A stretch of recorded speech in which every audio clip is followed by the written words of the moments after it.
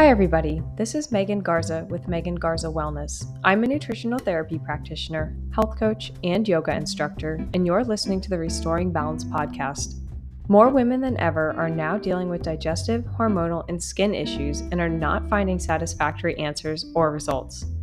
On this show, I teach you how to implement holistic lifestyle, dietary, and mindset strategies to help you get smooth digestion and balanced hormones to reclaim your health, feel confident about your decisions, and to finally live life on your terms. Hello everybody, welcome back. This is episode 17, and the title of today's episode is Toxic Hustle Culture and the Importance of Rest. Before we get into today's episode, if you're a fan of the show, this is just a reminder of how you can support the podcast by giving it a 5-star rating on Spotify podcast, which helps the algorithm get my show to other listeners who would benefit from it just like you. So without further ado, let's dive in.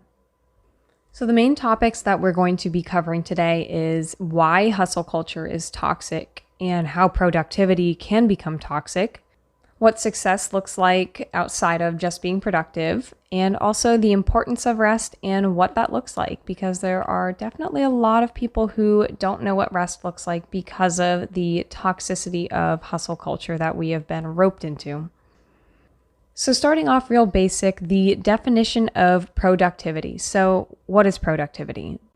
Being productive is having the quality or power of producing, especially in abundance. So this is not necessarily a bad thing, but it has been turned into something that is not conducive for healing, and it's not helpful for society. And I'm not saying that productivity is a bad thing, because it is important for society and there are pros and cons to being productive. So some of the pros can include having a natural desire to keep our needs fulfilled. So without being productive, we would ultimately starve to death. We wouldn't be able to pay our bills, we wouldn't be able to have shelter over our heads, and we just wouldn't be able to provide for our families in the way that we need to, or even for ourselves in the way that we need to. So there is a natural desire to be productive, and it is a good thing because it's what keeps us going.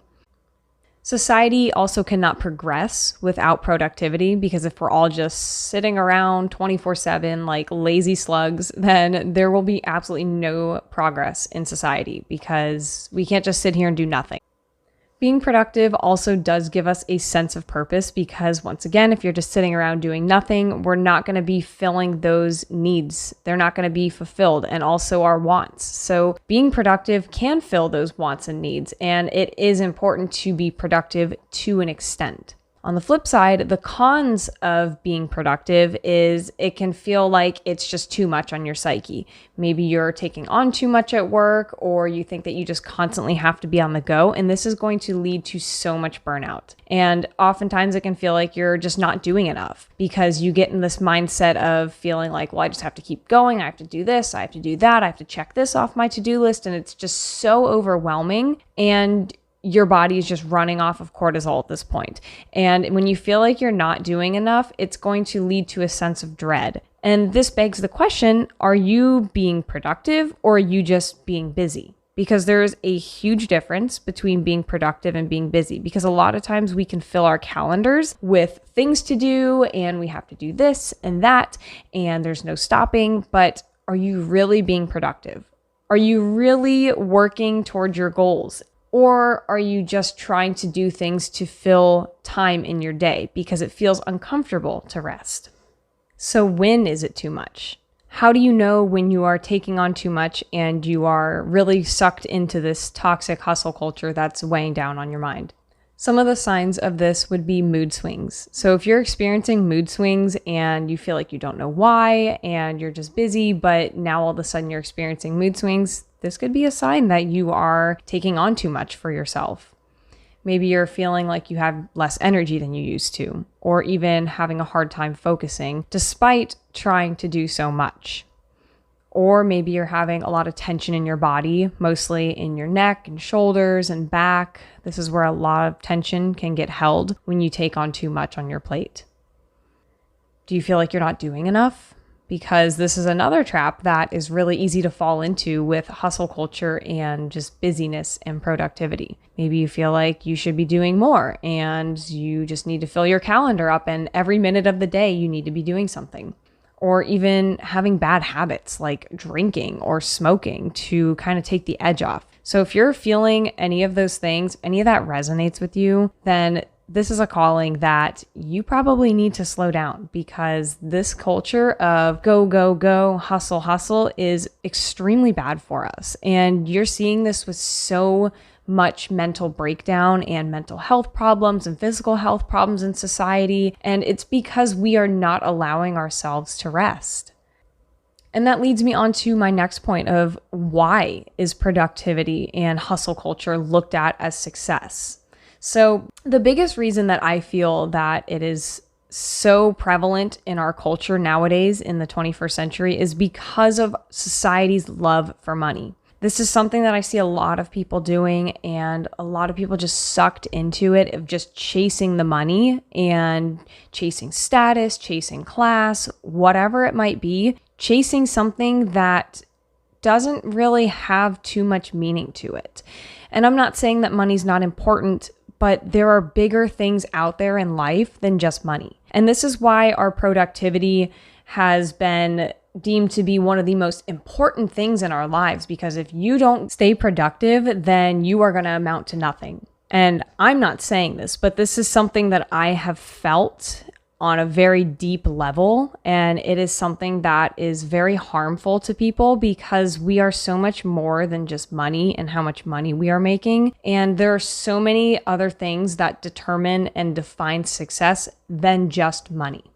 And this is kind of the backbone of capitalism, because it is very money driven, it is very corporate driven, and this is really the only thing that matters to capitalism is economic growth. And I am not complaining by any means. My life is good because of capitalism. I'm able to get the goods that I want and do different things that other people in different places cannot do because of the privilege of capitalism.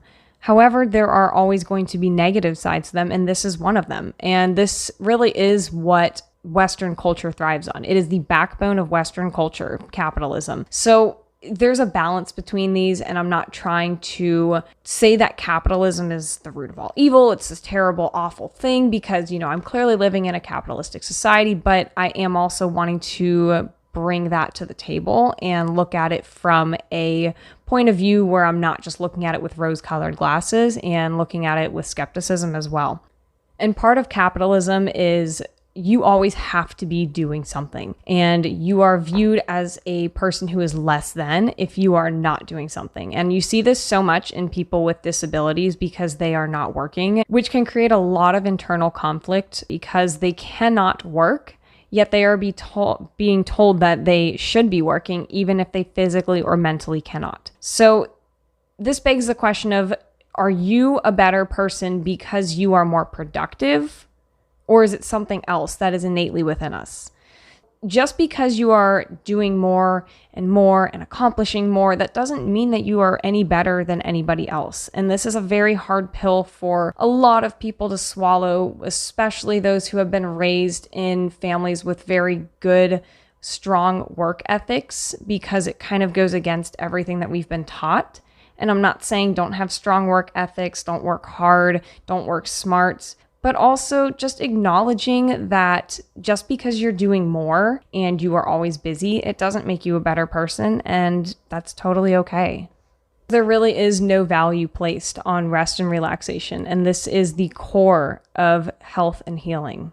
Because constant busyness and productivity is ultimately just going to lead to burnout, and it does not honor human physiology, especially female physiology, because we are so different than men with our hormones and the way that we react to certain situations, and even different phases in our menstrual cycle.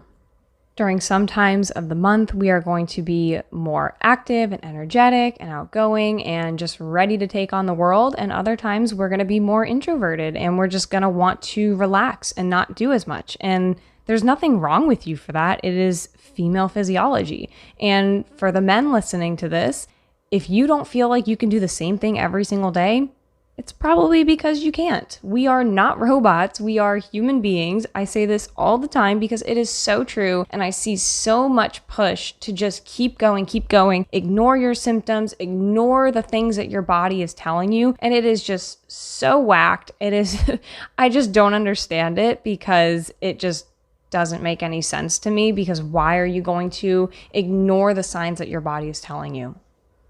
So why is rest demonized? Why is rest viewed as just being lazy? This is because the constant hustle and the digital age that we are in, there's so much overstimulation, there's just so much to do, and there is so much pushed on us with seeing other people's lifestyle through social media and the comparison that we are constantly being bombarded with. And we're being told that we're just not doing enough and you can always do more. And you see all these crazy challenges of waking up at 4 a.m. and exercising and start your work right away and do this and do that and go to bed at this time. And it's just like, slow down. Just slow down. It's enough. What you are doing is enough. You don't need to keep pushing yourself more and more until you reach a state of burnout.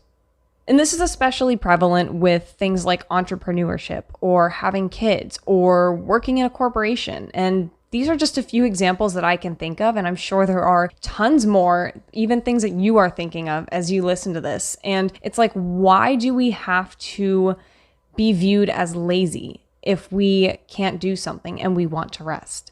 I think it is just such a backward system that we are living in because it is going against everything that humans are supposed to be doing.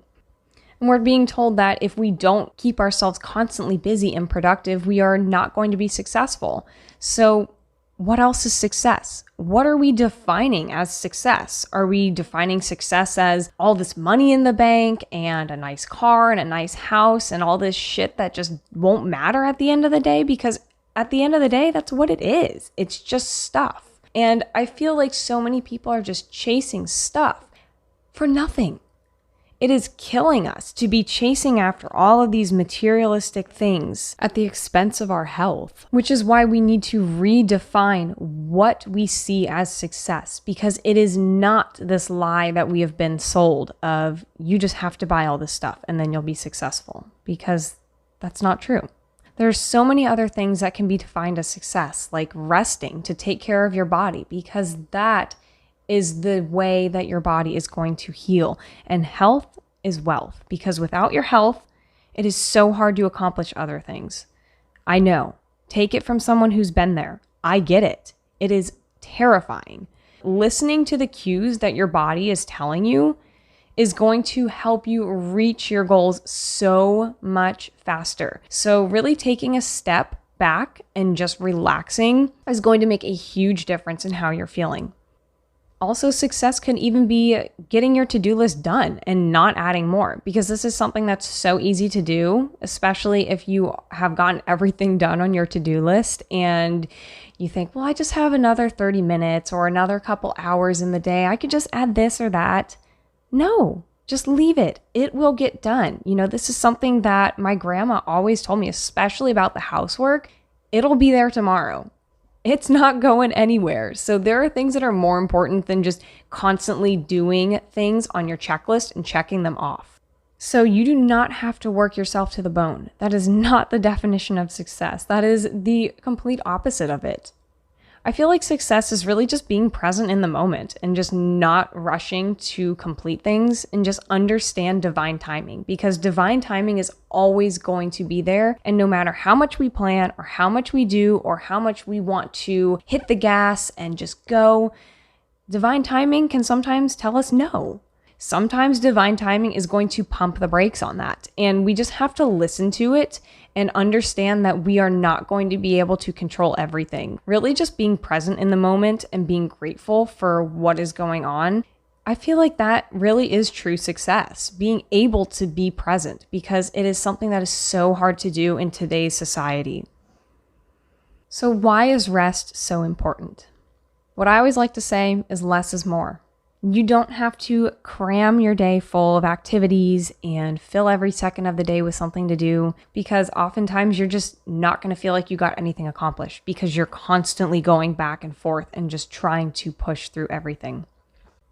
Rest is going to help you reduce your stress levels. It's also going to help you boost your creativity. And it also is going to improve your productivity overall, because burned out minds cannot operate efficiently. So if you're constantly trying to do stuff, you're probably going to notice that what you're trying to accomplish is getting done sloppily, or it's just not getting done at all because your body is literally screaming at you to get rest. Rest is also going to allow your body and mind to heal and to get it to stop running off of cortisol, aka stress hormone. Ultimately, this is going to lead to better digestion, better sleep, balanced hormones, and so many other things that is going to be beneficial for your overall goal. Times of rest can also allow for decompression, especially if you're just sitting there doing nothing away from screens. Decompressing is an excellent way to help your mind reduce the overstimulation. And then, as I mentioned earlier about female cycles and energy fluctuations, listen to this. When your body feels like it needs more rest, as a female, you need to honor this because, once again, we're human and we can't just keep going. We're not like the Energizer Bunny that's just going to keep going. So you got to take it easy. You need to listen to your body and to rest.